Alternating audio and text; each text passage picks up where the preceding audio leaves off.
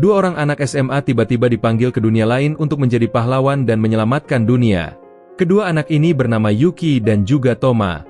Keduanya mulai bersahabat sejak saat itu dan menjadi overpower dengan cara mereka masing-masing. Namun keduanya punya jalan yang berbeda dan Toma memilih jalan menjadi seorang villain.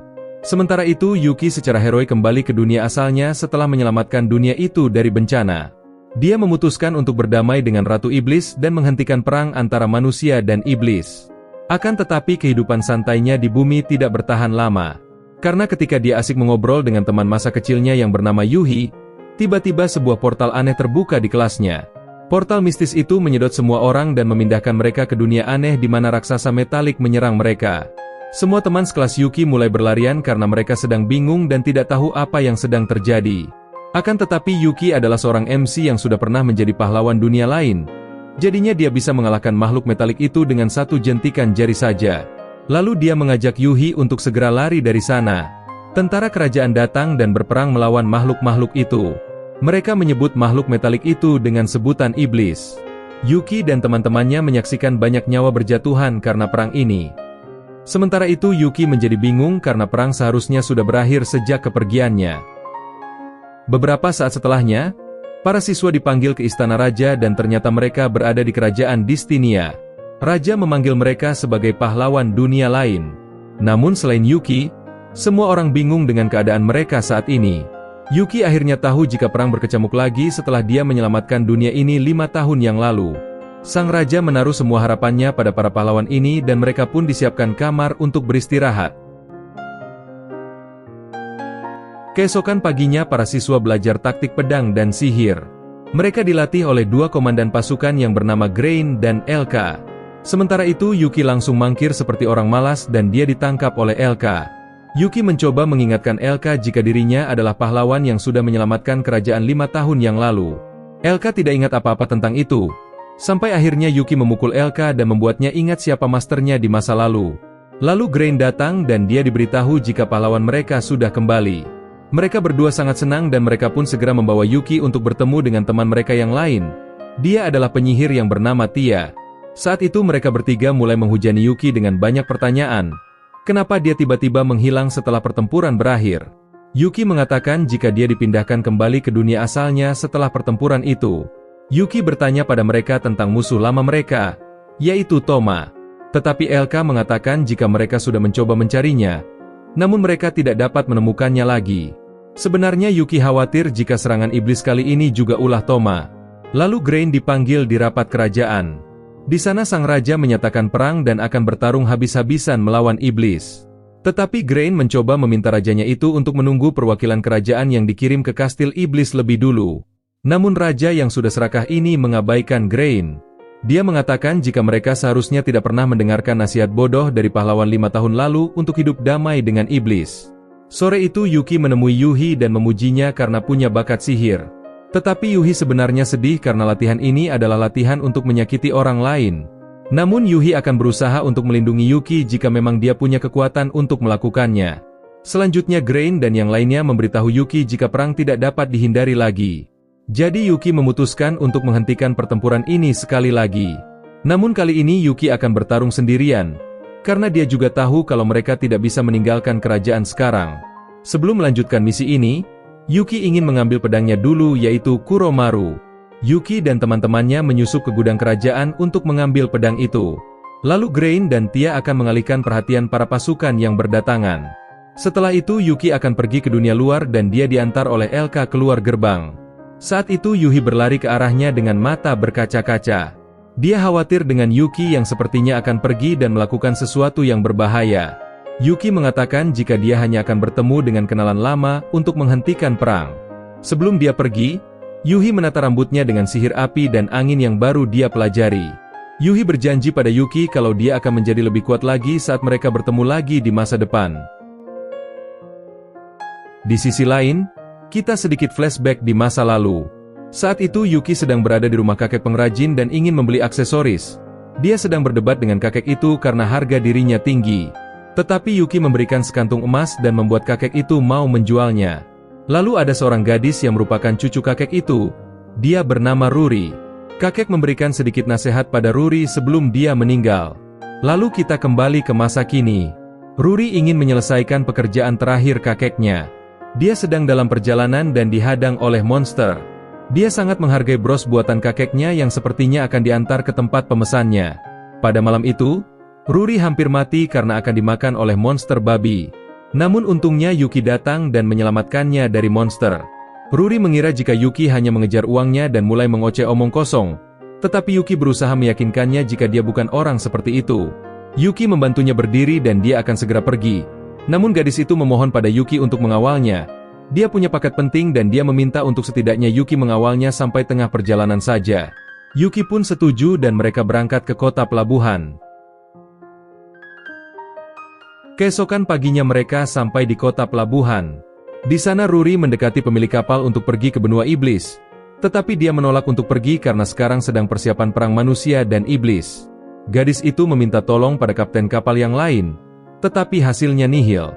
Saat itu ada pasukan ksatria yang meminta Ruri untuk menunjukkan identitasnya. Mereka juga memaksanya untuk menunjukkan paket yang dia bawa itu. Namun Yuki segera menghentikan tindakan mereka yang semena-mena itu. Pasukan ksatria tidak terima dan ingin bertarung, tetapi mereka berhenti setelah banyak penduduk berkumpul di sana. Pada malam harinya, Yuki bertanya pada Ruri tentang rencananya yang ingin pergi ke benua iblis. Dia mengatakan jika dia tidak punya pilihan selain membeli kapal. Mendengar ini, Yuki menyadari jika Ruri benar-benar lebih bodoh karena harga kapal itu sangatlah mahal. Tetapi karena dia juga menuju ke benua iblis, dia menawarkan Ruri untuk membawanya pergi bersama. Mereka pergi ke sebuah penginapan untuk beristirahat malam ini. Ruri mulai percaya pada Yuki dan dia menunjukkan barang berharga yang ingin dia kirimkan. Dia menceritakan jika seseorang memberikan bros itu pada kakeknya untuk diperbaiki. Tetapi kakeknya mati sebelum dia mengantarkan barang itu ke pemiliknya. Jadi dia meminta cucunya untuk memberikan pekerjaan terakhir itu pada pemilik aslinya. Setelah melihat bros ini, Yuki sadar jika bros itu memiliki sihir perlindungannya. Tetapi mengingat bros itu rusak, dia berharap pemiliknya baik-baik saja sekarang. Malam itu Yuki terbangun karena suara prajurit yang akan menyergap mereka karena dicurigai sebagai mata-mata iblis. Mereka menerobos masuk ke kamar Yuki dan Ruri, tetapi Yuki dengan cepat membawa Ruri yang setengah tertidur untuk kabur dari sana. Para penjaga terus mengikuti mereka sampai mereka mencapai jalan buntu di dekat lautan. Yuki memprovokasi mereka untuk bertarung, namun sebelum mereka maju, Yuki menggendong Ruri dan melompat ke laut. Tapi secara mengejutkan muncul naga air bernama Livaya yang ternyata rekan Yuki juga. Yuki memintanya untuk membawa mereka ke benua iblis dan meninggalkan prajurit yang sedang diam membatu di tempat mereka. Paginya mereka melihat sebuah pulau besar dan Yuki mengatakan jika tempat itu adalah benua iblis. Kelompok itu tiba di pantai terpencil yang tenang, tapi tiba-tiba ada kraken yang muncul dan Livaya bertarung dengan monster itu. Sampai akhirnya dia menang dan berubah menjadi wujud manusianya. Ruri terkejut karena dia benar-benar bertemu dengan penguasa lautan yaitu Livaya. Yuki seolah seperti pengamat yang merasa terhibur setelah melihat Livaya terkena tinta kraken. Livaya kesal karena Yuki tidak mau membantunya tadi dan jadinya dia terkena tinta lengket itu. Dia juga kesal karena Yuki hilang 5 tahun lalu dan tiba-tiba dia meminta untuk diantar ke benua iblis. Ruri bertanya tentang bagaimana mereka akan mengurus kraken itu. Livaya mengatakan jika Yuki yang akan mengurusnya. Lalu Yuki menggunakan keterampilan memasaknya yang luar biasa untuk mengubah kraken menjadi cumi-cumi goreng yang lezat. Ruri terkesan dengan rasanya yang enak menurutnya. Ketiganya duduk untuk menikmati makanan yang baru disiapkan. Percakapan berubah menjadi lebih serius. Livaya mengatakan jika di dekat sana adalah desa nelayan iblis yang bernama Volsi. Selain itu di balik pegunungan nanti mereka akan tiba di kastil Ratu Iblis Dezas. Livaya juga tahu kalau Dezas pernah mengatakan jika brosnya sedang diperbaiki. Akan tetapi Ruri sepertinya tidak tahu identitas Dezas yang merupakan Ratu Iblis. Jadinya dia terkejut bukan main kalau pelanggan terakhir kakeknya adalah Ratu Iblis. Livaya memutuskan untuk pergi karena mereka hanya perlu jalan kaki sampai kastil Ratu Iblis. Yuki ingin setidaknya Livaya pergi bersama dan bertemu dengan Dezas karena mereka juga sudah lama tidak bertemu. Hal ini pun membuat Livaya frustrasi karena Yuki sudah mengabaikannya selama 5 tahun dan sekarang dia menjadikannya sebagai alat transportasi. Di tengah pertengkaran itu, tiba-tiba ada anak-anak iblis yang menarik baju Yuki untuk mengganggunya. Mereka menghina Yuki dan mengatakan jika apapun alasannya, cowok harus minta maaf lebih dulu. Jadi karena komentar usil mereka itu, Yuki memberikan cumi-cumi goreng untuk membuat mereka diam dan pergi dari sana. Akan tetapi tindakan itu malah menjadi bumerang. Karena anak-anak malah senang dan memaksa Yuki untuk membuatkan makanan itu ke desa mereka. Yuki tidak punya pilihan dan ia pun membawa kraken itu ke desa untuk dimasak. Penduduk desa dipenuhi dengan kegembiraan karena mereka telah berjuang melawan kraken yang meneror perairan mereka selama ini. Bahkan mereka kesulitan untuk memancing dan mencari sumber makanan karena monster itu. Akan tetapi kraken itu sekarang sudah dikalahkan dan juga dijadikan sumber makanan. Malam itu mereka mengadakan perayaan besar untuk menghormati Yuki dan Leviah. Saat itu Leviah diperlakukan seperti dewi yang dihormati oleh penduduk desa. Leviah menikmati anggur dan makanan terbaik sambil menikmati setiap momen pesta itu. Sementara itu Yuki sedang memasak di dapur untuk seluruh desa. Ruri membantu dengan mengelola stand makanan itu untuk diberikan pada warga desa yang mau menikmati masakan itu. Para iblis desa terkesan dengan kemampuan berpedang Yuki yang mampu memotong kraken menjadi daging cumi. Lalu kita berlanjut ke Leviah dan Ruri yang sedang mengobrol tentang Yuki. Ruri masih baru dalam grup ini dan dia penasaran dengan hubungan Leviah dengan Yuki. Leviah sedikit menceritakan kisah masa lalu. Saat itu Leviah kalah dengan Yuki di pertarungan laut dan dia berakhir ikut bersama Yuki untuk mendamaikan dunia. Leviah malah bingung kenapa Ruri tidak tahu tentang Yuki. Padahal dia adalah pahlawan dunia 5 tahun lalu. Ruri kaget karena dia baru tahu kalau Yuki itu adalah pahlawan Setsu yang terkenal. Di saat yang sama, ada seorang iblis yang berpikir kalau desanya sedang diserang oleh manusia. Jadi dia bergegas datang untuk menyelamatkan mereka. Nama iblis ini adalah Vlado. Namun dia kaget setelah melihat pesta warga desa dan bukan serangan manusia. Setelahnya, Vlado mendekati Leviah dan berbicara dengan sopan padanya. Lalu Yuki datang dan membuat Vlado sadar kalau pria ini adalah pahlawan Setsu. Vlado melihat sekilas harapan dan meminta tolong untuk menyelamatkan Ratu Iblis. Lalu dia menceritakan jika Ratu Iblis dipaksa menikah dengan seorang pria bernama Teran. Namun pernikahan ini bukanlah pernikahan biasa, tetapi merupakan bentuk penaklukan. Teran menggunakan kalung kutukan untuk mengendalikan Dezas. Yuki marah pada Vlado. Kenapa dia tidak menghentikan Dezas padahal Vlado adalah tangan kanan Ratu Iblis. Tetapi Leviah sadar, jika Dezas memilih menjadi budak manusia itu hanya untuk menepati janji perdamaian dengan Yuki dulu. Lalu Ruri mengatakan jika Teran adalah pedagang terkaya di dunia. Yuki hanya bisa diam mendengar ini dan dia juga terkejut melihat ada kutukan yang bisa menahan Dezas. Vlado mengatakan jika Teran tidak dapat dipercaya dan pernikahan ini hanya sekadar triknya untuk mendapatkan kekuasaan. Yuki dan Leviah tidak bisa membiarkan temannya melakukan hal bodoh seperti itu. Jadi mereka pun berangkat untuk menyelamatkan Dezas. Sebelum pergi, Vlado memperingatkan Yuki jika Teran punya pengawal yang cukup kuat yang selalu menjaganya. Jadi dia meminta Yuki untuk menyimpan sihirnya untuk melawan pengawal itu. Saat dalam perjalanan, Leviah mengamuk dan mengalahkan banyak monster di jalan menuju kastil. Leviah menggunakan cakarnya yang tajam untuk merobek monster yang datang. Saat itu Leviah teringat jika dia dulu tidak tertarik dengan daratan. Akan tetapi Yuki sudah mengajarinya betapa indah dunia ini. Saat itu Yuki merasa jika perang kali ini bukanlah kebetulan seperti dulu. Karena entah itu manusia ataupun iblis sama-sama mengklaim kalau mereka diserang duluan. Jadi orang yang paling mencurigakan adalah Teran ini. Dia tiba-tiba datang dengan kalung kutukan di tengah perang yang akan berkecamuk. Pada akhirnya, mereka berdua sampai di kastil Ratu Iblis dan Yuki bersiap untuk menghajar pria bernama Teran itu. Lalu kita sedikit flashback. Dezas ingat jika dia adalah penguasa benua iblis. Jadi dia merasa kalau dia harus melindungi rakyatnya dan terus berperang dengan manusia. Namun di tengah orang itu, Yuki lah yang mengunjungi Dezas dan mengulurkan tangan persahabatan untuk menghentikan perang itu. Dia ingin membuat perjanjian damai untuk manusia dan iblis. Jadi saat itulah Yuki memberikan bros yang cantik sebagai simbol persahabatan mereka.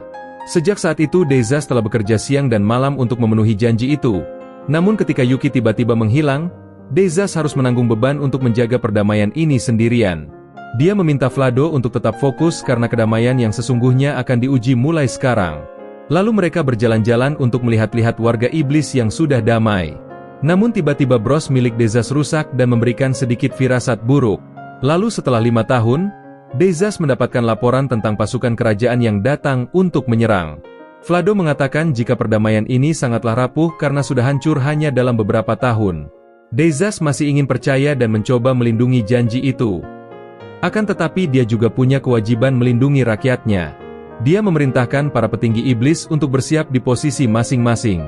Dia juga meminta bawahannya yaitu Zion dan Lamina untuk mencari tahu apa yang sedang terjadi di kerajaan.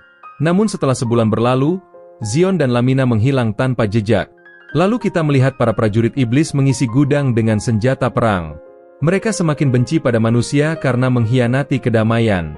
Mereka semua menganggap jika perdamaian itu hanyalah omong kosong manusia. Akan tetapi mereka tetap percaya pada raja mereka yang akan menemukan solusi untuk menyelamatkan mereka dari krisis.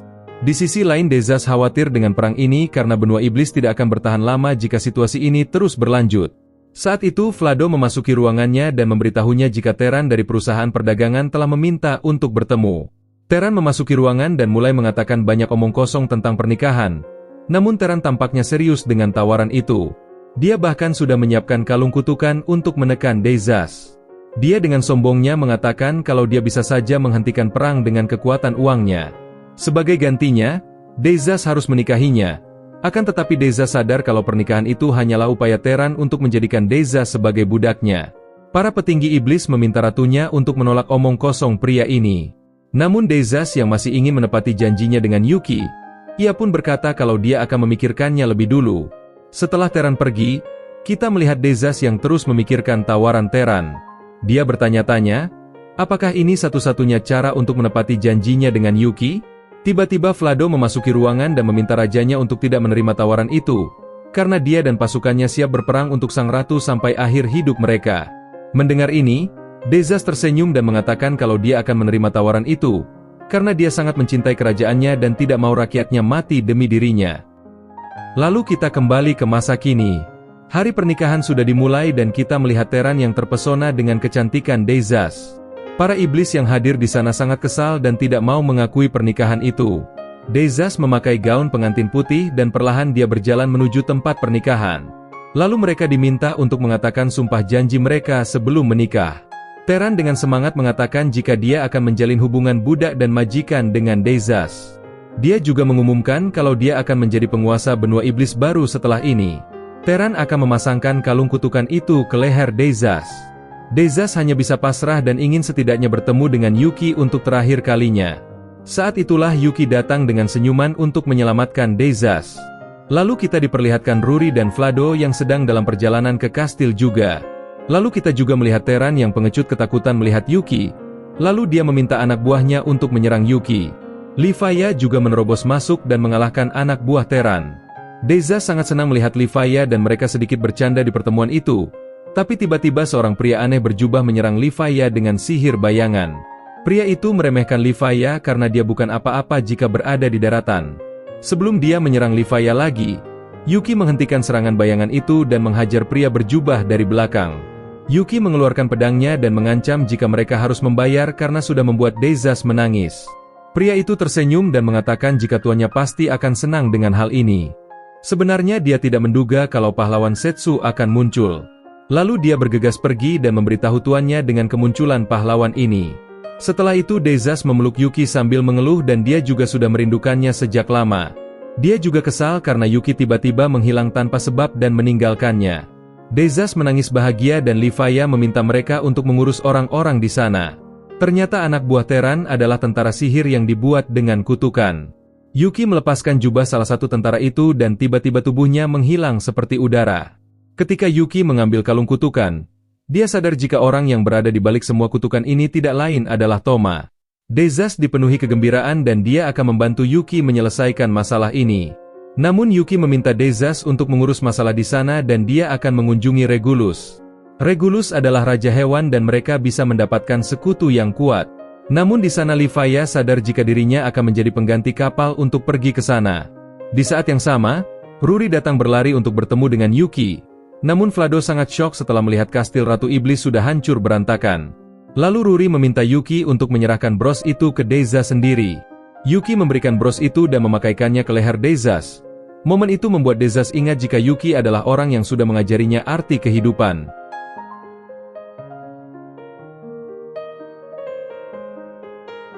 Setelah itu Yuki bersiap untuk pergi ke tempat Regulus. Dia mengatakan pada Dezas jika dunia sudah damai nanti, dia akan mengajak Dezas jalan-jalan kemanapun dia mau. Namun Vlado berpikir jika dunia damai sekalipun bukan berarti raja boleh meninggalkan negerinya. Ruri juga mengatakan pada Yuki jika Deza sudah mengizinkannya untuk membuka tokonya sendiri di benua iblis. Saat itu Vlado maju dan berterima kasih pada Yuki karena telah menyelamatkan rajanya. Dia berjanji kalau dia akan datang jika Yuki butuh bantuan di masa depan. Kemudian Yuki dan Livia mengucapkan selamat tinggal dan mereka melanjutkan perjalanan.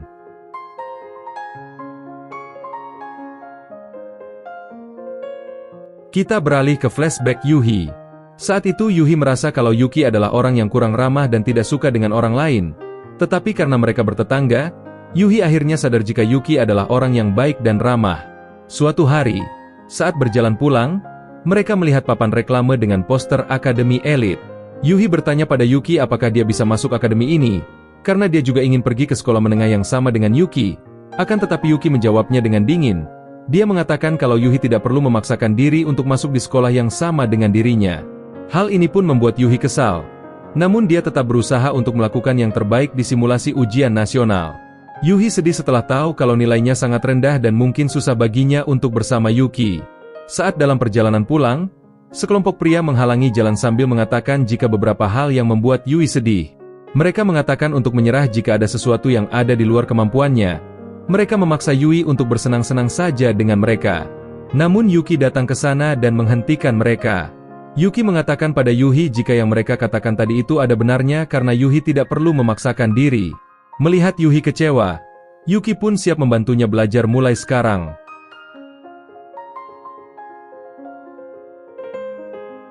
Kita kembali ke masa kini, Yuhi dan teman-teman sekelasnya berlatih keras.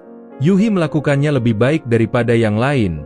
Kemudian Elka memuji mereka dan mengatakan jika mereka semua sudah mulai menguasai sihir dan mereka pun diizinkan untuk beristirahat. Ketika Grain dan Elka mau pergi, Yuhi berlari ke arah mereka dan dengan putus asa meminta mereka untuk memberinya beberapa jam latihan tambahan. Dia ingin tetap berada di samping Yuki, namun untuk sekarang dia tidak punya kekuatan yang cukup untuk bersamanya. Elka berbicara berdua dengan Yuhi. Dia berkata kalau Yuki sekarang masih berusaha mendamaikan dunia seperti dulu. Dia sudah bersiap kapan saja jika Yuki butuh bantuan. Lalu dia mengeluarkan pedangnya karena Yuhi juga sudah bertekad untuk menjadi lebih kuat. Elka menyerangnya tetapi Yuki memblokirnya dan baik. Mereka saling bertarung dan setelah beberapa saat, Elka mengatakan jika para pahlawan memiliki kekuatan istimewa, tapi di antara semua orang, Yuhi adalah orang terbaik di antara mereka semua. Elka akan menunjukkan kekurangan Yuhi dan mengajaknya ke tempat latihan terakhir prajurit. Di jalan gelap itu tiba-tiba ada suara aneh dan muncullah monster di depan Yuhi. Elka mendesak Yuhi yang ketakutan untuk bertarung dengan monster itu.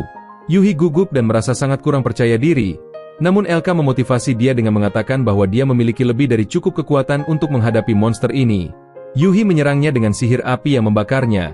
Namun tiba-tiba monster itu bangkit lagi dan melukai Yuhi dengan cakar hiunya. Yuhi tidak menyerah dan menyerangnya lagi dengan api dan melukainya. Elka memintanya untuk membunuhnya. Tetapi Yuhi yang berhati lembut sedikit ragu untuk membunuh. Tapi Elka mengatakan jika Yuhi masih kurang pengalaman dalam membunuh musuh. Karena jika dia ragu bisa jadi teman-temannya berada dalam bahaya. Jadi kekurangan yang dimaksud Elka adalah tekad untuk membunuh. Lalu Elka pun langsung membunuh monster itu tanpa ragu dan menunjukkannya pada Yuhi. Setelah itu Elka pergi dari sana dan Yuhi masih terdiam di sana. Keesokan paginya, Tia mengetuk pintu kamar Yuhi. Dia masuk ke kamar dan menyembuhkan tangan Yuhi dengan sihirnya. Tia meminta maaf atas perilaku Elka tadi malam. Tia mengatakan jika dia menganggap Yuhi itu juga temannya, karena tatapan Yuki pada Yuhi sama seperti yang dia tunjukkan padanya. Dia berpikir jika Elka bertindak tegas karena dia berpikir kalau Yuhi itu setara dengannya. Tia bertanya pada Yuhi, kenapa dia ingin tetap berada di samping Yuki meskipun dia tahu kalau berbahaya di dekatnya. Yuhi mengatakan jika Yuki selalu membantunya dan telah menjadi sahabat sejatinya sejak kecil. Tia mengatakan jika yang bisa ia lakukan hanya menolong sedikit. Jadi dia meminta Yuhi untuk berjuang sendiri. Saat itu Tia bertemu dengan Elka di luar. Tia mengatakan jika Yuhi sudah cukup kuat, namun Elka masih khawatir, karena suatu hari nanti mereka tidak tahu musuh mengerikan seperti apa yang akan mereka hadapi. Tia berpikiran lain dan ingin membiarkan Yuhi memutuskan sendiri apa yang ingin dia lakukan. Lalu kita melihat Grain yang baru keluar dari rapat ksatria. Dia berjalan dan melihat Yuhi bersandar di tembok. Dia berbicara dengan Yuhi. Dia mengatakan jika ragu untuk membunuh adalah tindakan yang wajar. Yuhi bertanya pada Grain kenapa dia memutuskan untuk bertarung. Grain mengatakan jika dia memilih orang lain yang menderita, daripada orang-orang terdekatnya yang menderita. Dirinya juga hanyalah prajurit biasa dan begitu pula tekad pribadinya. Grain mengatakan jika Yuhi hanya perlu punya tekad sendiri yang dia yakini. Yuhi tersenyum mendengar ini dan sepertinya dia sudah punya jalan yang akan dia pilih. Jadi setelahnya, Yuhi mengejutkan semua orang dengan sihir ledakannya yang cukup besar. Setelah beberapa saat, Elka membawa Yuhi kembali ke selokan yang dipenuhi monster. Lalu monster buaya muncul dari air dan Elka memperingatkan Yuhi jika memaksakan diri untuk sesuatu hanya akan menghancurkan dirinya sendiri. Tetapi Yuhi memintanya untuk menyaksikan tekadnya dan dia menyerang monster dengan api. Namun Yuhi memberitahu Elka jika dia hanya membuat monster itu lumpuh sebentar saja. Lalu Yuhi mengatakan jika tekadnya adalah dia tidak akan kalah dan juga tekad untuk tidak membunuh. Mendengar ini, Elka malah kagum dengan Yuhi, karena dia mirip dengan Yuki yang suka melakukan setengah-setengah. Akan tetapi Elka mengatakan jika tekad seperti itu membutuhkan kekuatan dan kerja keras. Yuhi siap dengan itu dan dia berjanji untuk menjadi lebih kuat sehingga dia dapat melindungi teman-temannya. Beberapa hari setelahnya, dekrit raja sudah dikeluarkan dan meminta para pahlawan untuk bersiap berperang. Mereka akan menyerang kota iblis Evilsion. Yuhi hanya bisa diam dan meminta Yuji untuk menunggunya sebentar lagi sementara itu Yuki dan Livaya di dalam kereta dalam perjalanan mereka ke benua berikutnya. Yuki tampak kesal melihat Livaya bersenang-senang sambil mengunyah makanan ringan seperti sedang berlibur. Padahal kemarin dia mengatakan dengan bangga untuk ikut berpetualang bersamanya. Yuki berpikir untuk menggunakan sihir teleportasi dan meminta Livaya untuk melakukannya. Namun Livaya mengatakan jika sihir teleportasi terlalu merugikan dan akan menguras energi sihirnya. Intinya dia mengatakan perjalanan itu memang membutuhkan waktu yang panjang dan modal yang besar. Lalu Livaya meminta jatah makanan lagi pada Yuki karena sudah menjadi kapal untuk melewati lautan yang luas. Tiba-tiba kereta berhenti dan mereka mulai waspada untuk bahaya yang tak terduga. Saat itulah, dua penumpang lain mencoba masuk ke dalam kereta. Ketika Yuki melihat mereka, dia mengenali salah satu dari mereka yang dia panggil Alize si Cengeng. Alize menangis saat melihat Yuki setelah sekian lama. Selanjutnya mereka melanjutkan perjalanan lagi dan Yuki memperkenalkan Alize pada Livaya. Jadi ketika Yuki dipanggil ke dunia ini terakhir kali, Alize adalah teman berpetualang dan Alize menganggap jika Yuki adalah gurunya. Lalu Alize memperkenalkan Yuki dan Levia dengan adik perempuannya yang bernama Amel. Alize bertanya kemana saja Yuki menghilang selama 5 tahun ini. Jadi karena mereka bertiga penasaran, Yuki pun menceritakan semua kisahnya. Lalu setelahnya, Yuki mengajak Alize untuk menemaninya pergi ke benua manusia hewan. Akan tetapi Alize menjadi sedikit sedih dan mengatakan jika saat ini dia sedang terjebak dalam situasi yang serius. Alize menjelaskan kalau sejak Yuki menghilang, dia mengambil pekerjaan untuk berburu monster agar melanjutkan latihan gurunya. Namun suatu hari dia menerima permintaan penduduk desa untuk membunuh naga. Desa itu bernama Zasro. Lalu kepala desa memberikan rumah untuk Alize tinggal sementara waktu. Di sanalah dia bertemu dengan Amel. Amel menyajikan makanan segar untuk Alize. Lalu Amel menceritakan jika dia tinggal di rumah ini bersama kakak laki-lakinya. Sebenarnya Amel bukan putri dari desa ini dan dia hanya adik angkat kakaknya itu. Tetapi dia sangat khawatir dengan kakaknya yang belum pulang sejak kemunculan naga. Mendengar hal ini, Alize mengatakan jika setelah pekerjaan ini selesai, dia akan tinggal sementara waktu karena dia juga sudah sedikit kelelahan setelah perjalanan panjang. Lalu Alize berkata jika selama dia tinggal di sini, Amel bisa menganggapnya kakak juga. Mendengar cerita ini, Yuki bertanya apakah saudara laki-laki Amel hilang karena naga membunuhnya. Tetapi Alize mengatakan jika kejadiannya tidak seperti itu, karena setiap kali naga menyerang, beberapa penduduk desa hilang dan anehnya tidak ada tanda-tanda apapun setelah serangan itu. Anehnya, semua orang menghilang tanpa meninggalkan jejak apapun. Setelah itu Alize mau bertarung dengan memotong jimat penangkal monster. Amel khawatir jika itu malah akan membuat Alize diserang naga. Tetapi itu memanglah rencana Alize. Jadi dia meminta Amel untuk segera kembali ke rumah karena tempat itu kemungkinan akan segera menjadi medan pertarungan. Malam harinya tepat seperti yang dia rencanakan. Naga raksasa muncul di sana dan Alize bertarung dengan naga itu. Dengan kemampuannya yang cukup hebat, dia bisa melukainya dan dia terus mengejar naga itu yang sepertinya ingin lari.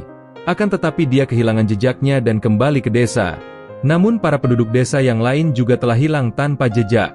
Lega baginya, Amel masih ada di sana dan sedang sembunyi di sudut ruangan karena ketakutan. Jadinya, ketika matahari terbit, Alize memutuskan untuk pergi ke kota agar Amel aman. Itulah cerita mereka sebelum akhirnya bertemu dengan Yuki di kereta itu. Yuki belum pernah mendengar tentang naga yang suka menculik orang, Akan tetapi dia tidak bisa tinggal diam setelah mendengar cerita ini. Di perjalanan itu, Livia mengatakan teori anehnya dan mengatakan jika penduduk desa sudah menjadi zombie. Karena ada salah satu penduduk desa yang merupakan necromancer. Livia bertanya mengapa jika ada yang namanya zombie angin yang membuat mereka tidak kelihatan setelah berubah. Yuki memukul kepala Livia dan memintanya untuk menanggapi masalah ini dengan serius. Lalu Livia muncul dengan cerita-cerita aneh tentang siren yang suka menarik perhatian orang-orang di lautan dan membuat mereka menghilang. Namun Yuki tidak percaya karena desa itu ada di tengah pegunungan dan bukan di lautan. Lalu Yuki mengatakan teorinya sendiri.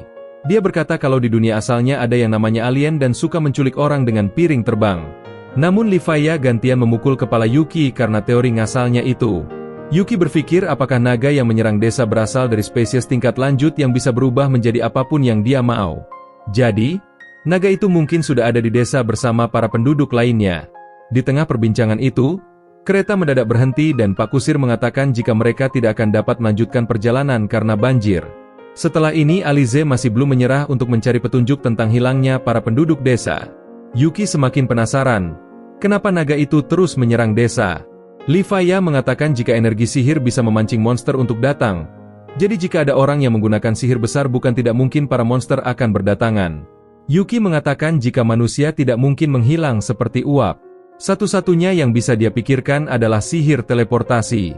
Artinya, sihir itu memancing naga untuk mendekat dan para penduduk sudah berpindah tempat dengan teleportasi. Jadi menurutnya bukan naga muncul dan orang akan hilang, akan tetapi malah sebaliknya.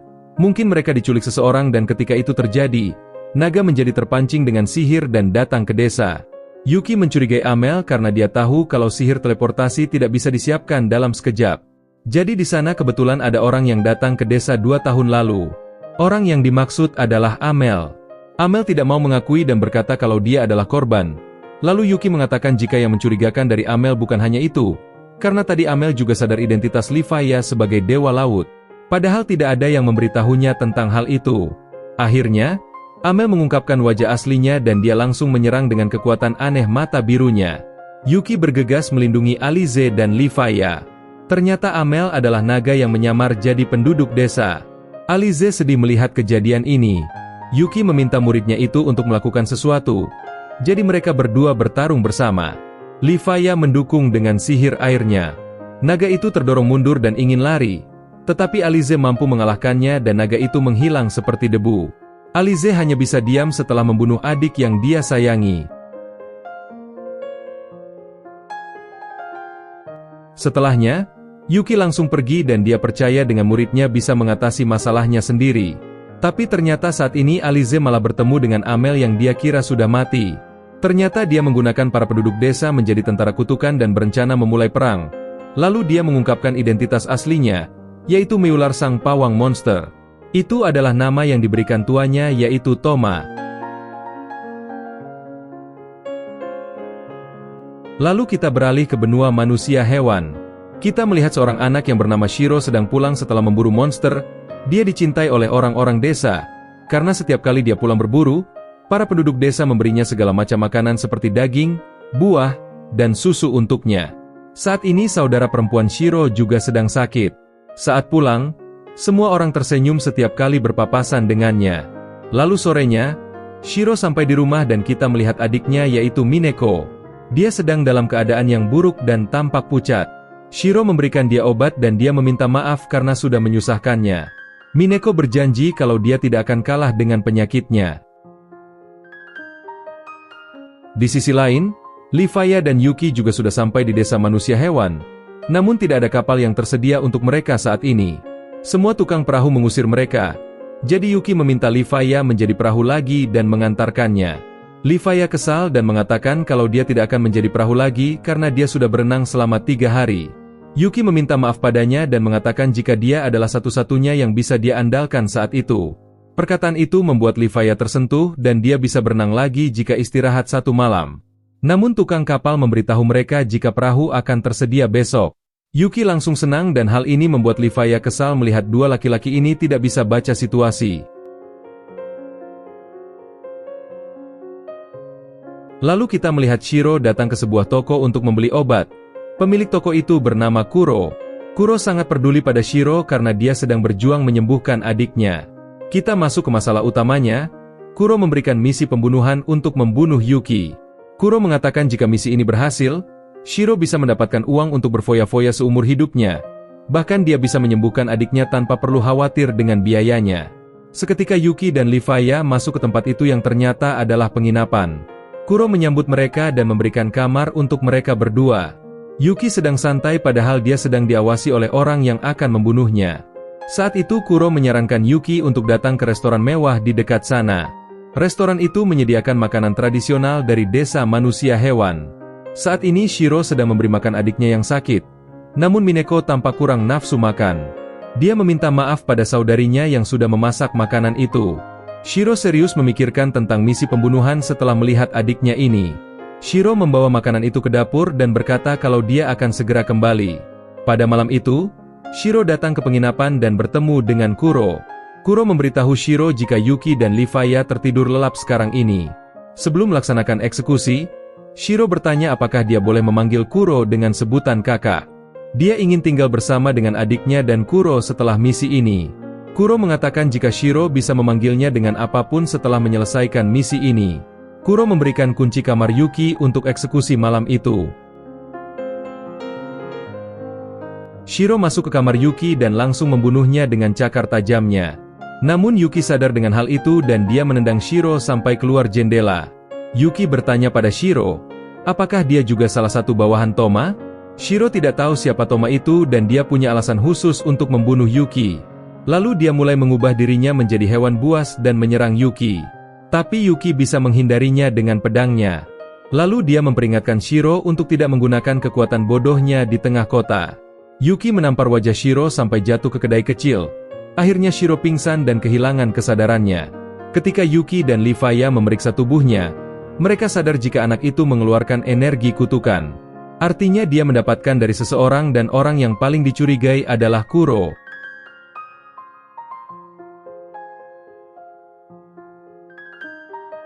Setelah beberapa saat, Shiro bangun dan dia sudah berada di rumahnya.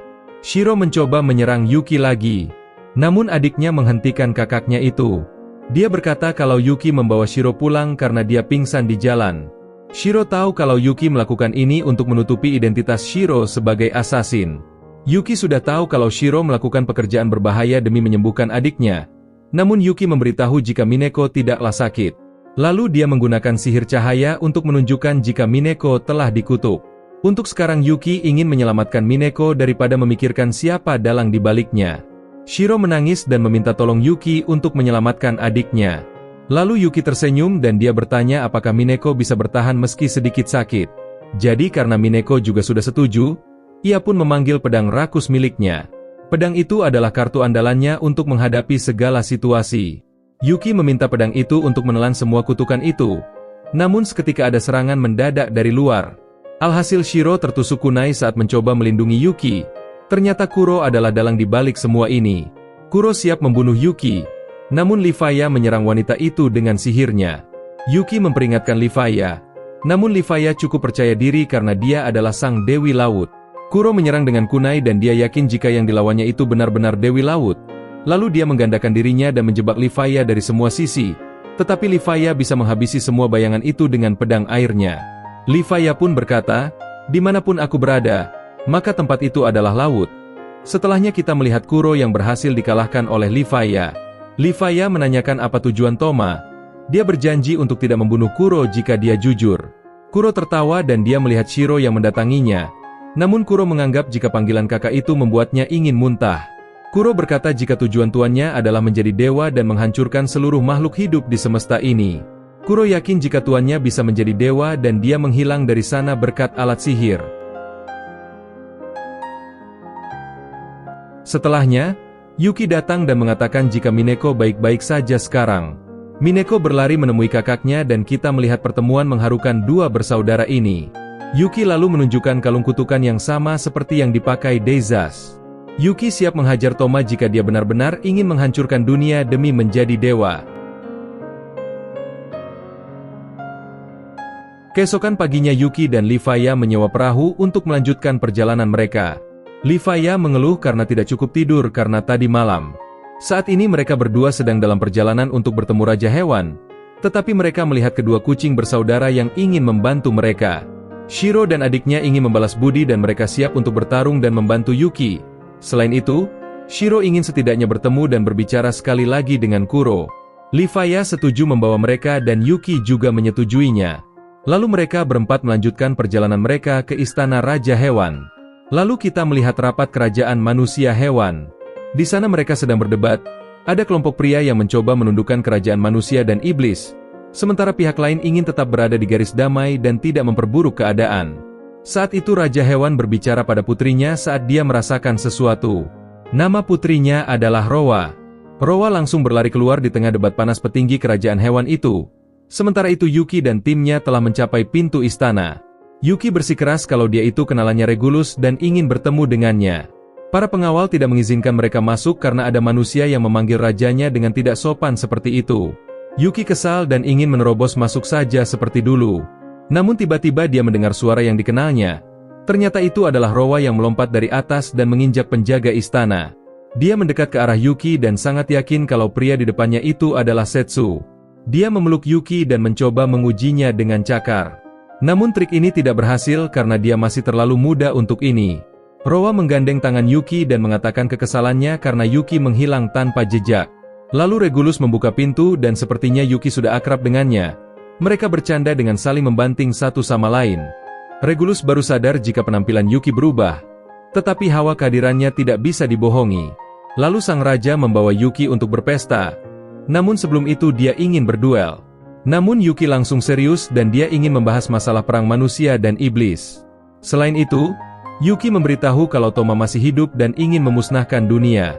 Regulus tidak mau tinggal diam. Jadi Yuki juga mencurigai kalau Toma juga merencanakan sesuatu di istana Regulus. Rowa mengatakan kalau dia akan menggantikan ayahnya pergi karena raja harus menjaga istananya juga. Akan tetapi ketika mereka sedang mendiskusikan hal ini, seorang pria aneh bernama Rouga yang merupakan Kapten Zudorado tidak mempercayai Yuki. Apalagi dia ini adalah tunangan Rowa. Raja Hewan mengatakan jika pria di depannya adalah Setsu yang merupakan rekan lamanya. Namun Rouga mengatakan jika pahlawan Setsu sudah menghilang selama 5 tahun dan tidak ada jaminan kalau dia tidak akan berkhianat. Rowa mengatakan jika Yuki adalah orang yang bisa dipercaya karena dia adalah tuannya di masa depan. Rouga masih tidak setuju karena dia tidak mau membahayakan Rowa pada pria yang baru muncul entah dari mana. Rouga akhirnya menantang Yuki untuk bertarung. Regulus juga meneriakkan jika pemenangnya akan menjadi tunangan putrinya. Yuki bingung karena dari awal ini bukan tentang tunangan dan mereka malah melenceng ke masalah ini. Regulus meminta maaf pada Yuki karena jika tidak begini para manusia hewan tidak akan setuju. Lagi pula kalau Yuki menang, dia bisa mendapatkan Rowa dan juga pasukan manusia hewan di bawahnya. Rowa mengatakan jika Yuki adalah tuan masa depannya. Hal ini membuat Shiro iri dan mengatakan kalau Yuki adalah tuannya di masa depan. Malam itu Rowa menemui Rouga. Rowa mengatakan jika level Rouga dan Yuki terlalu jauh dan dia tidak akan bisa menang. Rouga juga sadar kalau kemampuannya di bawah Yuki. Namun dia tetaplah seorang pejuang dan tidak boleh mundur. Rouga merasa ada kesempatan untuk menang. Karena dia mempunyai tato kutukan untuk merubah emosi menjadi kekuatan. Rouga tidak peduli asalkan dia punya kekuatan untuk melindungi Rowa dari bahaya. Saat itu Rowa hanya diam dan berpikir jika dia tidak suka dengan Rouga karena dia juga tidak pernah mau menatapnya.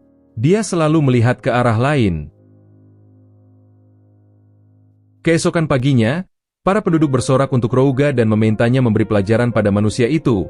Lalu kita melihat Shiro dan adiknya yang mendukung Yuki. Yuki dan Rouga akan saling berhadapan. Yuki tidak pernah menyangka akan ada banyak orang yang datang. Tapi Rowa mengatakan pada Yuki jika orang-orang di kerajaan ini menyukai festival pertarungan. Rouga kesal dengan kedekatan Yuki dan tunangannya. Regulus mengangkat tangannya untuk memulai pertarungan. Rouga menyerang Yuki dengan tinju dan cakarnya. Tetapi Yuki bisa menahan serangan itu dengan mudahnya. Rouga sadar jika dia akan kalah dalam pertarungan ini. Dia langsung mengubah dirinya menjadi serigala dan menyerang Yuki lagi. Rowa berteriak agar Yuki tidak lengah karena perubahan hewan punya kekuatan yang cukup kuat. Namun Yuki dengan mudah membanting Rouga dan menghancurkan arena. Rowa berteriak dan memuji Yuki yang sangat kuat itu. Rouga kembali bangkit dan ingin menyerang. Namun Yuki tidak ingin melukai harga diri Rouga lebih dari ini. Rouga malah semakin kesal dan menganggap jika Yuki menghinanya. Lalu muncul suara Toma yang memprovokasi Rouga dengan kata-katanya. Akhirnya, Dia mengingat kenangan lama ketika Yuki datang dan merebut Rowa darinya. Lalu Rouga mengeluarkan aura mengerikan dan tato kutukan mulai aktif. Rouga menggunakan kekuatan kutukan dan mendorong Yuki. Regulus meminta para pasukan untuk evakuasi. Lalu Livia juga melemparkan pedang ke arah Yuki. Yuki langsung menggunakan pedang itu dan melukai Rouga. Rouga maju dan terus menyerang tanpa henti. Yuki memotong tangan Rouga, tetapi masih bisa beregenerasi. Rowa mencoba menghentikan Rouga agar dia kembali sadar. Yuki meminta Rowa untuk tidak bertindak sembarangan. Yuki juga tidak mau membiarkan Rouga mati dan dia akan mencoba membebaskannya dari kutukan.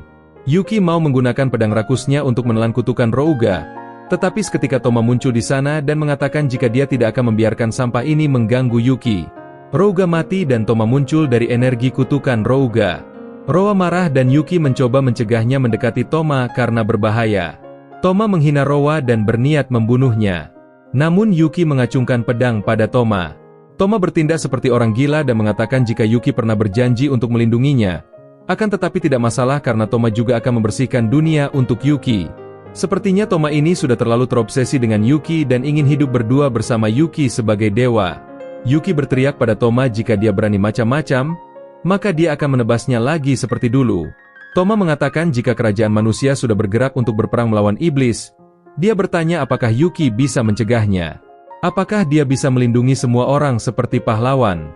Toma perlahan menghilang dan dia berjanji untuk mendapatkan Yuki. Lalu setelahnya, Rowa hanya bisa diam melihat Rouga sudah mati tanpa kepala. Beberapa saat kemudian, Regulus meminta maaf karena dialah yang sudah menyarankan duel itu. Tapi Yuki mengatakan jika bukan saatnya untuk saling menyalahkan. Lalu Yuki mengatakan jika dia akan segera kembali ke benua iblis untuk menghentikan Toma. Pasukan Zudorado juga siap bertarung kapan saja. Yuki sangat mengandalkan Regulus dalam pertarungan ini. Lalu kita melihat Yuki mendatangi Rowa yang masih merenung. Tapi dia mencoba untuk tetap tersenyum pada Yuki. Rowa sadar kalau sekarang bukan waktunya untuk bersedih. Karena ada hal lain yang lebih penting untuk dia lakukan.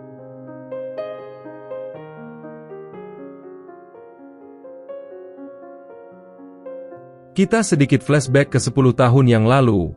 Saat itu Yuki dan Toma dipanggil ke dunia ini untuk pertama kalinya. Mereka berada di sebuah istana dan seorang raja yang sangat gembira melihat mereka. Raja mengatakan jika mereka adalah para pahlawan yang datang untuk menyelamatkan dunia ini. Yuki yang belak-belakan langsung memerintahkan mereka untuk berhenti memanggil mereka pahlawan. Dia tidak tahu apa yang terjadi dan dia juga merasa kesal karena kerajaan mau melimpahkan masalah mereka padanya. Setelah pemanggilan itu, Yuki mulai beradaptasi dengan kehidupan di sana dan mulai berlatih berbagai teknik pedang dan sihir. Sementara itu Toma yang pemalu masih merindukan rumahnya dan terus mengeluh karena terjebak di negeri asing itu. Toma selalu memandang Yuki sebagai seniornya dan mengikutinya dari belakang. Toma sebenarnya sedikit penasaran kenapa Yuki bisa setenang itu padahal mereka datang ke negeri asing entah di mana. Namun Yuki meyakinkan Toma jika saat ini mereka berada di perahu yang sama dan mereka akan keluar dari sini bersama-sama. Toma mempercayai apa yang dikatakan Yuki dan berpegang pada kata-katanya. Dia berasumsi bahwa Yuki akan selalu berada di sisinya apapun yang terjadi. Suatu hari, Yuki memintanya untuk bekerja sama menghentikan perang. Menurutnya, saling membunuh itu hanya buang-buang waktu saja. Toma ragu-ragu karena dia tidak kuat secara fisik dan mental seperti Yuki. Yuki meyakinkan Toma jika mereka itu pahlawan yang terpilih. Lagi pula mereka tidak tahu apakah mereka bisa melakukan sesuatu sebelum mereka mencobanya. Yuki berjanji kalau dia akan terus melindungi Toma. Setelah beberapa hari, Yuki berencana untuk meninggalkan kerajaan dan pergi menjelajahi dunia. Yuki berniat menghentikan perang dan mendapatkan informasi yang cukup tentang dunia ini. Namun Toma tidak dapat menemaninya, karena dia masih lemah dan suci untuk saat ini. Sebelum mengantar Yuki pergi, Toma berjanji padanya jika suatu saat dia kembali, maka Toma akan menjadi cukup kuat untuk menghentikan perang. Dia bertekad untuk menjadi lebih kuat dan menemani Yuki dalam pertempuran. Ini adalah janji kedua mereka di dunia ini. Waktu berlalu dan musim berganti. Saat itu Toma terus bertarung dalam perang yang panjang, hingga dia mendapatkan gelar pahlawan perak. Dia menerima pedang suci dan sang raja yang sangat bahagia dengan pahlawan Toma. Para prajurit kerajaan pun menaruh harapan padanya. Mereka berpikir jika suatu hari Toma akan memimpin negara ini. Toma senang dengan ketenaran yang baru dia dapatkan. Tetapi pada saat yang sama, Toma ingin terus menang dan menepati janjinya pada Yuki. Dia bertekad untuk menjadi lebih kuat ketika bertemu lagi dengan Yuki suatu hari nanti. Suatu hari, Toma memimpin pasukan untuk berperang melawan salah satu kuil iblis. Dia membunuh banyak iblis dan memasuki gua aneh dengan patung wanita tanpa kepala. Patung itu memegang kalung dengan kutukan. Tiba-tiba gua itu menyala dan patung itu mulai berbicara padanya. Patung itu mulai membujuknya dengan mengatakan kalau dia tahu segalanya, termasuk kebencian, permusuhan, semua kejahatan di dalam diri Toma. Toma tidak sedikit pun tertarik dengan omong kosong itu. Dia lalu berjalan pergi. Namun patung itu mengatakan kalau dia tahu apa keinginan terdalam Toma. Yang bisa Toma pikirkan hanyalah Yuki dan janjinya untuk menjadi kuat. Tetapi segera kalung di patung itu mengeluarkan energi aneh yang merasuki Toma. Setelah itu matanya berubah menjadi warna merah cerah. Toma segera berjalan keluar dan dia masih ingat dengan apa yang dikatakan patung itu. Tiba-tiba seorang satria datang dan melaporkan pada Toma jika gencatan senjata telah diserukan atas nama perdamaian. Semua kekuatan militer diminta untuk kembali. Prajurit itu juga mengatakan kalau perwakilan kerajaan iblis dan manusia hewan melewati tempat itu. Jadi mereka diminta untuk memastikan keselamatan para perwakilan kerajaan iblis dan kerajaan hewan. Lalu Toma melihat Yuki yang sedang ada di kret itu bersama Ratu Iblis dan juga Raja Hewan. Toma menatap Yuki yang sedang bersenang-senang bersama teman-teman barunya itu. Pada akhirnya, perjanjian damai ditandatangani di dalam istana kerajaan Distinia. Semua orang bersorak untuk Yuki dan dia sekarang dikelilingi oleh banyak teman baru. Perasaan aneh memenuhi hati Toma dan dia tidak tahu apa itu. Dia berpikir kalau Yuki akan menghabiskan waktu bersamanya mulai sekarang. Saat ini para warga sudah bersorak bahagia setelah berakhirnya perang ini. Kita melihat Yuki sendirian di atas kastil. Toma berjalan ke arahnya dan memujinya karena Yuki benar-benar bisa menghentikan perang. Yuki menghargainya. Dan dia juga memuji Toma karena dia juga sudah melakukan yang terbaik. Namun sebelum Toma dapat mengatakan apapun, Elka dan yang lainnya memanggil Yuki untuk bergabung dengan pesta. Toma ingin mengatakan sesuatu pada Yuki namun dia tampak ragu-ragu. Toma mengingatkan Yuki tentang janjinya. Dia bertanya, bukankah mereka harus kembali ke dunia asal mereka? Karena sekarang Toma juga sudah punya cara untuk kembali. Namun Yuki tidak berminat untuk meninggalkan kerajaan dan mengatakan jika sekarang adalah awal dari kehidupan barunya di dunia ini. Begitu Toma mendengar ini, suara patung wanita itu bergema di dalam dirinya. Dia meminta Toma untuk membenci Yuki karena egois dan mengingkari janjinya. Yuki mulai berjalan pergi. Namun energi tersebut merasuki Toma dan muncul energi terkutuk yang mengubah Toma menjadi seorang maniak. Dia memanggil Yuki, mengatakan jika dia akan membunuh siapapun, termasuk manusia, iblis, ataupun hewan. Melihat ini, Yuki sangat khawatir. Jadi dia mencoba menghentikan Toma, tapi Toma tampaknya telah dirasuki oleh kutukan yang kuat. Mereka terlibat dalam pertarungan sengit. Yuki menebaskan pedangnya di kalung terkutuk Toma, sementara Toma menyerangnya dengan pedang pahlawannya. Seketika terjadi ledakan dan membuat Elka dan yang lainnya segera pergi ke tempat itu. Lalu, mereka tidak menemukan apapun, karena Yuki dan Toma menghilang dari sana bersamaan. Setelah pertarungan itu, Toma memasuki gua lagi. Dia sedih karena tak ada satupun keinginannya yang terkabul. Toma sudah lelah dan sampai akhir dia terus sendirian. Akan tetapi dia melihat sebuah rahasia tempat itu. Di sana ada sebuah penelitian yang sangat kejam. Mereka melakukan transplantasi organ antara Kuro dan saudaranya. Lalu ada pria botak dan gondrong yang belum diketahui namanya. Mereka semua disiksa dengan kejam. Lalu kita melihat Amel yang juga disiksa di tempat itu. Mereka sangat membenci dunia ini karena mereka tidak diizinkan untuk mati ataupun hidup. Setelah melihat hal ini, Toma ingin menyelamatkan mereka. Lalu Toma mengguncang laboratorium itu dan membebaskan semua orang yang disiksa di sana. Toma mengatakan pada mereka dan bertanya apakah mereka mau ikut bersamanya menghancurkan dunia. Semua orang yang penuh kebencian karena disiksa dengan kejam oleh para manusia terkutuk. Mereka pun bekerja sama untuk menghancurkan dunia busuk yang sudah menghancurkan hidup mereka. Begitulah cara Toma menjadi musuh Yuki. Sekarang Toma sudah sembuh total dan dia mengatakan pada para pasukan kegelapannya, mulai sekarang mereka akan menghancurkan dunia dan menjadi dewa. Kapal-kapal kerajaan sedang bergerak menuju medan perang. Mereka masih berpikir jika musuh mereka adalah iblis. Namun Grain yang tahu kalau musuh mereka adalah Toma. Dia hanya bisa diam karena dia bisa dianggap sebagai mata-mata jika menentang perintah raja. Sebenarnya jika perang manusia dan iblis ini berlanjut, maka hanya akan terjadi perang tanpa tujuan. Yuhi berkata kalau dia percaya pada Yuki. Dia yakin kalau dia di luar sana. Yuki mencoba yang terbaik untuk menghentikan perang. Jadi yang harus mereka lakukan untuknya adalah mengulur waktu sampai Yuki datang ke sana. Dan yang lebih penting, mereka juga harus mencoba yang terbaik untuk menghindari korban sebanyak mungkin. Untuk sekarang Yuhi pasti bisa melakukannya. Mereka semua bertekad untuk membawa kedamaian kembali ke dunia ini. Pada akhirnya, kapal kerajaan mencapai benua iblis. Bentrokan brutal terjadi antara kedua pasukan. Saat itu Grain meminta para pahlawan untuk menyerang lewat samping dan mengalahkan musuh. Sementara itu Jenderal Manusia memerintahkan prajuritnya untuk menembak gudang iblis dengan sihir. Sementara Jenderal Iblis memerintahkan bawahannya untuk terus membunuh musuh sebanyak mungkin. Tim Grain sedang memantau dari samping. Dia meminta mereka untuk tidak mengejar musuh yang kabur ataupun melukai musuh yang menyerah. Elka memimpin mereka untuk melumpuhkan pasukan musuh saja. Para pahlawan juga ikut bertarung meskipun mereka sedang ketakutan. Lalu ada teman Yuhi yang ketakutan di medan perang. Yuhi membantunya dan dia melindungi gadis itu. Lalu dia melihat teman sekelasnya mengelilingi iblis dan ingin membunuhnya. Namun Yuhi mengatakan jika iblis itu sudah terluka dan tidak bisa bertarung lagi, jadi dia tidak bisa membiarkan mereka membunuhnya karena itu menyalahi etika perang. Namun teman-teman Yuhi tidak sependapat dan malah berteriak pada Yuhi. Dia berpikir jika perang memang harus membunuh atau dibunuh. Yuhi meminta mereka untuk tidak kehilangan kemanusiaannya hanya karena mereka sedang berperang. Di tengah perdebatan itu, muncul suara aneh dari Meyular. Dia mengatakan kalau yang dikatakan Yuhi itu terlalu naif. Dia memanggilnya lemah. Lalu Meyular memanggil pasukan kutukan metalik ke sana. Pasukan itu membunuh manusia ataupun iblis yang ada di sana. Yuhi ingat jika pasukan metalik itu adalah yang dia lihat waktu pertama kali masuk isekai. Pertarungan sebenarnya baru saja dimulai, karena pasukan Toma bergerak untuk membunuh manusia ataupun iblis. Di sisi lain, muncul portal biru dan seorang iblis wanita muncul dengan mata merah. Wanita itu dengan cepat membantai para manusia di depannya. Lalu Grain dan yang lain langsung sadar jika wanita iblis di depan mereka itu adalah Alize, karena mereka pernah satu party sebelumnya.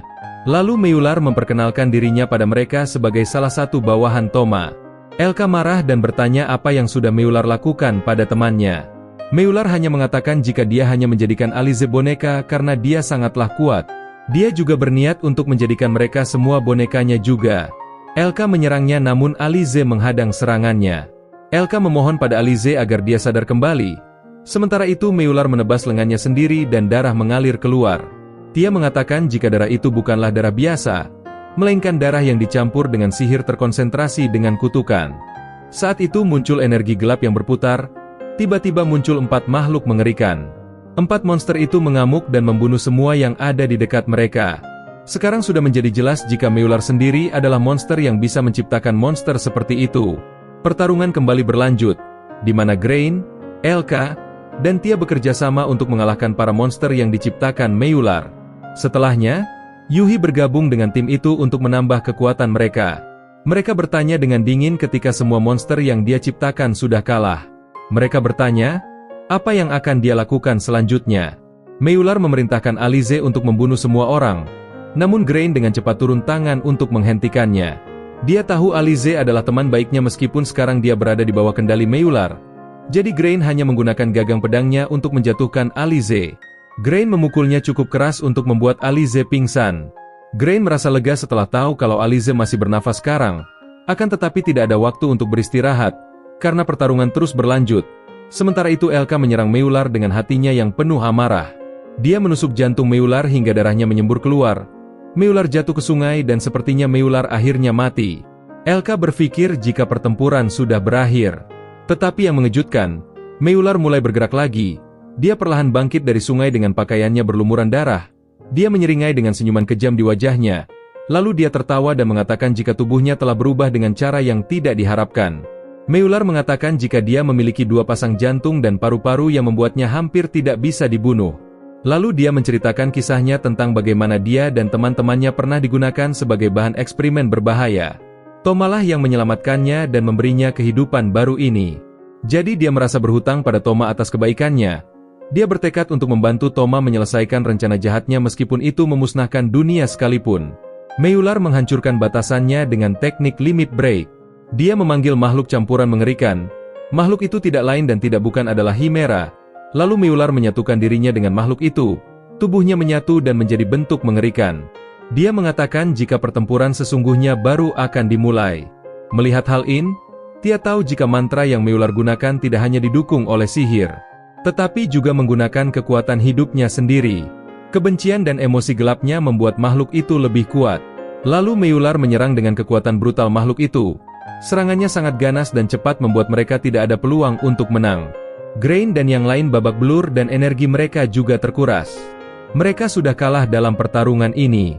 Namun sepertinya ada hal tak terduga terjadi. Ada seekor kupu-kupu terbang melewati mereka dan sayapnya bersinar dan memicu sesuatu di dalam Alize. Tiba-tiba dia terbangun dengan cara yang tidak diketahui. Alize dengan cepat menusukkan senjatanya ke tubuh Meyular. Lalu tubuh Meyular menjadi kaku saat kekuatan hidupnya memudar. Alize kelelahan dan pingsan di tubuh Meyular. Terlepas dari segalanya, Alize selalu menganggap Meyular sebagai adik perempuannya.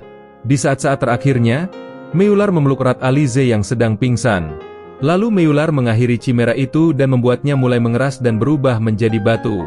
Makhluk yang menakutkan itu, sekarang hanya menjadi patung tak bernyawa. Grain melihat dari dekat dan mengatakan pada yang lain jika Alize hanya kelelahan karena energinya terkuras. Tepat ketika mereka mengira perang sudah berakhir, tangan aneh muncul dari sungai dan mereka melihat bawahan Toma lainnya yang bernama Shadow. Yuhi ingin mengambil alih mulai sekarang. Semua setuju untuk membiarkan Yuhi bertarung dengan Shadow. Karena mereka juga sudah tidak punya energi lagi untuk bertarung. Tetapi sebelum mereka bertarung, mereka merasakan energi sihir familiar yang tidak lain dan tidak bukan adalah Yuki. Yuki muncul di antara Shadow dan Yuhi. Dia berkata pada semuanya kalau dia akan menangani semuanya mulai sekarang. Di lain tempat, kita melihat Regulus yang mendapat laporan jika pasukan mereka sudah siap bertempur. Regulus memerintahkan mereka untuk segera berangkat untuk pertempuran. Lalu kita kembali ke medan perang. Yuki melihat Shadow dan dia sadar jika dia adalah pria berjubah yang waktu itu. Alih-alih melawan Yuki, Shadow malah penasaran kenapa Yuki begitu peduli dengan orang-orang di belakangnya. Padahal dibandingkan dengan kekuatan Yuki, mereka semua sama halnya seperti serangga. Dia mengoceh. Apakah Yuki melihat kebahagiaan dengan membantu yang lemah? Yuki mengatakan jika dia tidak peduli dengan omong kosong seperti kesenangan dan kebahagiaan, karena yang dia lakukan hanyalah melindungi orang yang berharga baginya. Lalu Yuki juga berkata kalau dia akan melindungi dunia bukan karena dia pahlawan, tetapi dia melakukannya karena dia ingin. Di sisi lain, Kuro berhadapan dengan Shiro dan adiknya. Shiro masih ingin percaya jika Kuro adalah kakak yang baik, namun panggilan kakak ini membuat Kuro merasa muak setelah apa yang terjadi di masa lalu.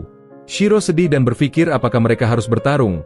Lalu Mineko bersiap bertarung demi kakaknya yang masih ragu. Namun jika ini masalah adiknya, Shiro akan bertarung demi melindunginya. Kuro menyerang mereka dengan ganas menggunakan kunai miliknya.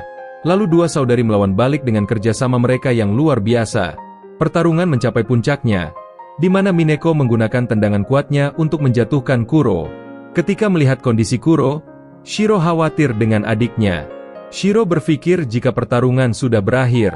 Tampaknya Kuro sangat muak jika melihat kedua saudari ini dan ia pun melepaskan kekuatan sejatinya. Dia menggunakan kekuatan yang dihasilkan dari transplantasi laboratorium. Muncul tentakel tangan yang mengikat Mineko. Lalu tangan tentakel itu menyerang Shiro. Kuro terus menyerang hingga membuat Shiro terhuyung-huyung karena serangan itu. Dia menjebak Shiro dan Mineko dengan tentakelnya. Kuro mulai mengutuk mereka berdua karena percaya pada hubungan saudara seperti itu. Dia berteriak kalau mereka hanya orang bodoh yang percaya pada hal seperti itu. Seketika Shiro memegang tangan Mineko dan mereka mengaktifkan kekuatan penggabungan hewan. Mereka berdua berubah menjadi satu dan kekuatannya meningkat pesat. Mereka berdua Kuro dan bertekad untuk mengakhiri semuanya sekarang. Mereka melesat dan langsung memotong tentakel Kuro. Jadinya mereka berhasil mengalahkan Kuro yang saat ini terbaring tidak berdaya di tanah. Sebelum dia mati, Shiro bertanya apakah Kuro juga punya saudara. Di sini kita melihat kalau ketiga saudara Kuro sudah dibunuh, dan sekarang mereka menjadi tentakel-tentakel di tubuh Kuro karena eksperimen kejam itu. Saat itu Shiro meminta adiknya untuk tidak memikirkan kematian Kuro terlalu dalam, karena pertarungan mereka masih belum berakhir.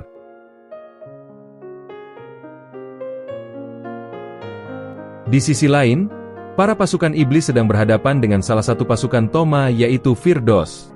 Mereka tidak bisa melukai Firdaus karena tubuhnya terbuat dari besi. Sampai akhirnya Rowa datang dan akan mengambil alih pertarungan. Dia memukul Firdaus dan tangannya malah terluka. Firdaus mengatakan jika tubuhnya memang berasal dari besi. Dia juga menceritakan kisahnya sewaktu dia diutak-atik para manusia kejam. Dia adalah subjek percobaan yang selalu disiksa sampai akhirnya Toma datang dan menyelamatkannya. Rowa cukup kasihan dengan Firdaus. Namun dia tidak seharusnya bekerja sama dengan Toma, karena dia hanya orang gila yang ingin menghancurkan dunia. Firdaus bertanya pada Rowa, memangnya apa yang salah dengan itu? Karena yang berkuasa bisa melakukan apapun yang mereka mau, dan itu seperti yang terjadi padanya dulu. Firdaus memprovokasi Rowa dengan menyebutkan nama Rouga. Jadinya hal ini membuat Rowa marah dan memberikan tendangan tepat di wajahnya. Namun Firdaus menggunakan kekuatan anehnya yang lain. Dia mengubah dirinya menjadi beberapa bola. Bola-bola besi itu mulai menyerang Rowa secara bertubi-tubi dan membuatnya berdarah-darah. Akan tetapi Rowa belum kalah, karena dia menggunakan kekuatan tersembunyinya. Dia menggila dan menghajar Firdaus terus-menerus. Akan tetapi semakin dia memukul, maka tangan Rowa semakin hancur. Firdaus akhirnya membuat besi-besi tajam dan menusuk tubuh Rowa. Namun Rowa masih belum menyerah dan terus memukuli Firdaus. Sampai akhirnya, Rowa berhasil menembus tubuh besi Firdaus dan melubangi tubuhnya. Rowa terluka parah dan ia juga berbaring di sana. Tiba-tiba Firdaus berdiri dengan kaki gemetar dan menyembuhkan Rowa dengan kekuatannya. Rowa bingung kenapa Firdaus melakukan itu padahal dia adalah musuhnya. Firdaus hanya mengatakan kalau dia hanya ingin Rowa menjaga harga diri pejuang ras hewan itu sampai akhir hidupnya. Sebenarnya alasan Firdaus menjadi bawahan Toma juga karena hanya dia yang mau menolongnya.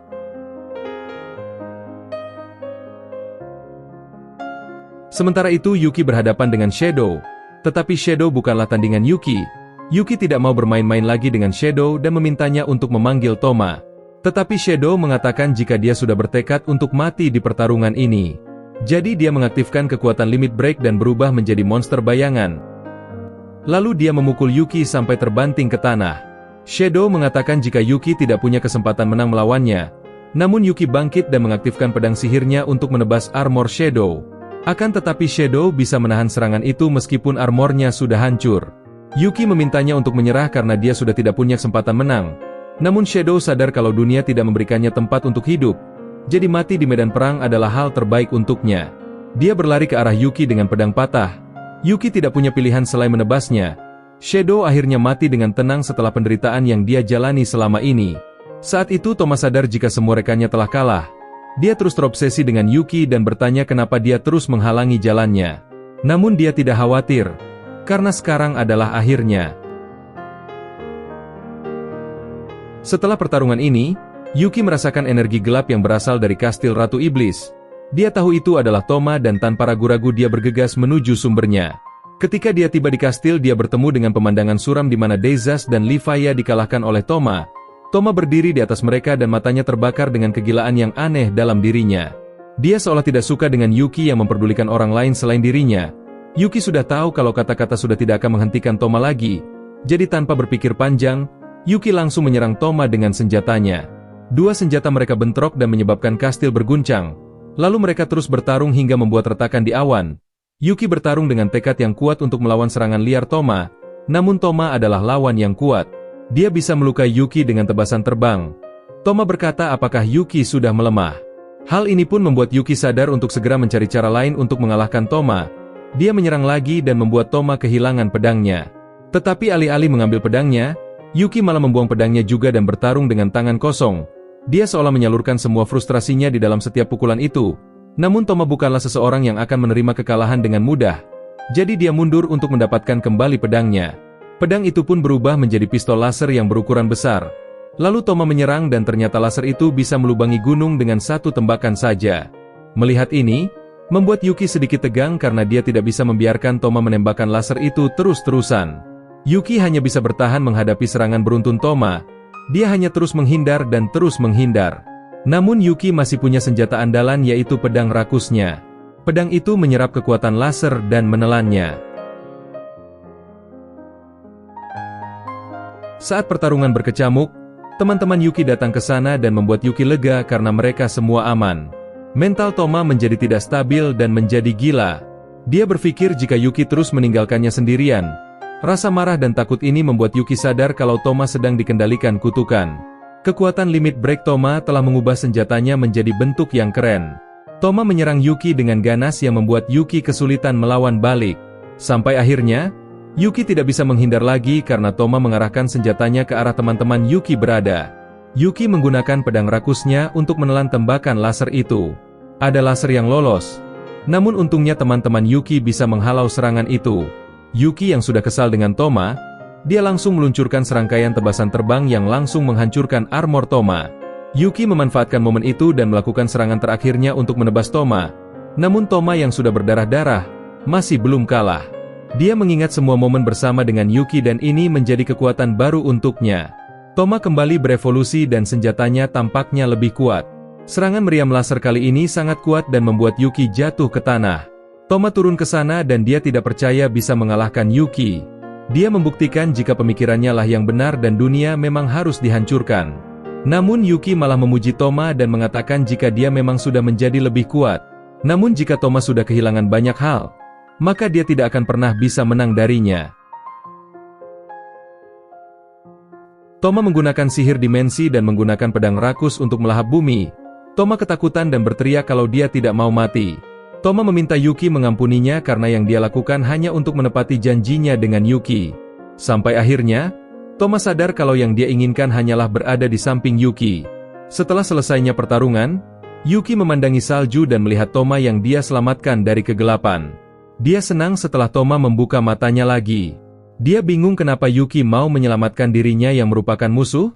Yuki berkata kalau dia hanya ingin Toma kembali sadar saja dan dia hanya melahap kutukan yang ada di dalam diri Toma. Selain itu, Yuki juga tidak pernah melupakan janjinya untuk melindungi Toma sewaktu mereka datang ke dunia ini pertama kalinya. Akhirnya matahari terbit di tengah salju dan kita melihat Yuki bercanda tawa dengan teman-temannya. Beberapa hari kemudian hukuman untuk Toma sudah diputuskan. Dia diminta untuk menggunakan sihir teleportasinya untuk mengembalikan teman-teman sekelas Yuki. Dengan begitu Toma juga akan kehilangan seluruh kekuatannya karena menggunakan sihir antar dimensi. Karena itulah Yuki juga meminta Toma untuk ikut kembali ke bumi saja bersama teman-teman sekelasnya. Dia yakin Toma bisa memulai ulang hidupnya lagi di bumi untuk menjadi orang yang lebih baik lagi. Toma terharu karena sampai sekarang pun Yuki tetap mau menepati janjinya untuk melindunginya. Keesokan paginya, Toma menggunakan sihir teleportasi untuk kembali ke bumi. Seluruh siswa tampak senang karena mereka bisa kembali ke rumah. Yuki dan Yuhi mengucapkan selamat tinggal pada mereka dan meminta mereka untuk hidup dengan baik setelah ini. Sepertinya Toma memutuskan untuk tidak ikut bersama mereka kembali ke bumi. Toma memutuskan untuk berpetualang dan mencari jati dirinya agar bisa menebus semua kesalahannya. Lalu Toma pun melakukan tos dengan Setsu dan berpisah dengan Yuki sekali lagi. Yuki hanya tersenyum setelah temannya sudah kembali menjadi dirinya lagi seperti dulu. Lalu Yuki juga ingin berpetualang dan dia mengucapkan selamat tinggal pada teman-temannya di kerajaan. Sepertinya Yuhi juga ingin ikut bersama Yuki karena dia ingin selalu berada di samping Yuki. Mereka berdua mengucapkan selamat tinggal pada teman-teman mereka yang lain dan berbalik untuk memulai perjalanan mereka. Akhirnya perjalanan mereka berdua dimulai sekarang. Mereka menemui Livaya yang sangat senang bisa melihat Setsu lagi. Lalu ada Kraken muncul dan kita melihat Livaya bertarung dengan Kraken itu dan Yuki hanya menonton seperti biasa. Selanjutnya Yuki dan Yuhi bertemu dengan Dezas di dunia iblis yang sedang memulihkan dunia iblis. Di sana mereka juga melihat Ruri yang sangat senang bisa berjualan di dunia iblis. Setelah itu mereka lalu mengunjungi Raja Hewan dan bertemu dengan Shiro, Rowa dan Mineko yang langsung melompat ke arahnya. Sepertinya ketiga gadis itu sudah membentuk pasukan yang akan dipimpin oleh mereka. Yuki tidak sabar menantikan kisah-kisah pasukan ini di masa depan nantinya. Lalu Yuki dan Yuki lanjut berpetualang dan anime ini pun tamat.